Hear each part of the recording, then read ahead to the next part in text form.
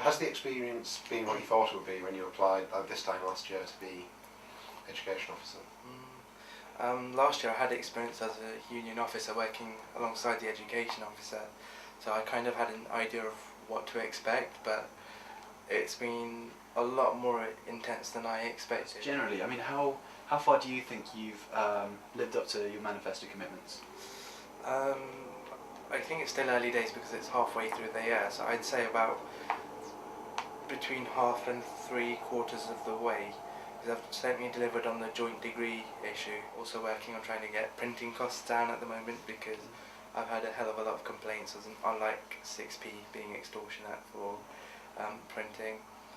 Working with the library to try and get more resources online so students have more access to core texts. It saves library money on purchasing books, and they can only purchase a limited amount of books per subject, something like 1 per 15 students.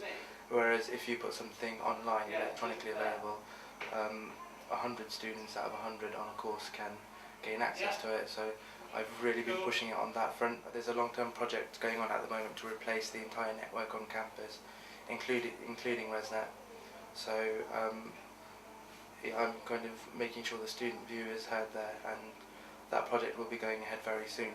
So no, that part of my manifesto has not been achieved yet, but I think it's more important to think in the long run rather than thinking I need to get this implemented next year and doing a shoddy job of it. So I think it's important for students to benefit over, I don't know, 10-15 years rather than 1 or 2 years. And that's been like my intention with everything you see in the manifesto. I'm just trying to think long term rather than any quick wins I can make right now.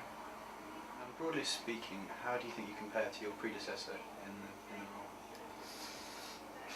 role? I think that's difficult to say because it's in two very different contexts, because at the moment we've got the rebuilds going on. I also had to deal with the institutional audit that took place, and that took up a lot of my time for about 3 months.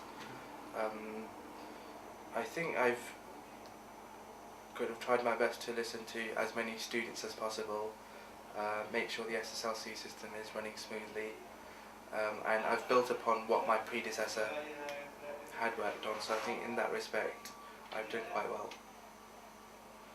One thing that often seems to emerge at this time of year is surprise perhaps at the fact that sabbatical officers certainly aren't badly paid for the work that they do. So in light of this, do you think that over the last 6 months that you've provided good value for money for the student body at Warwick? I think I have, because I go well beyond how many contracted hours I have to do. I work 12 hours a day, sometimes unhealthy hours. In term 1 I work 14-15 hours a day for a good 5 weeks because my job demands quite a lot of me, from the book sale to SSLC training to attending meetings, and the only time I have a chance to respond to my emails is working late into the night at 10-11 o'clock. So yes, I think students have got a value for their money, so to speak. It's very difficult to describe a typical day because each day for me presents a very different challenge, and something totally different comes along each day. Like I might be dealing with a case one day, the next day I might be presenting something about Warwick at the National Union of Students if they put on a conference or event. So yeah.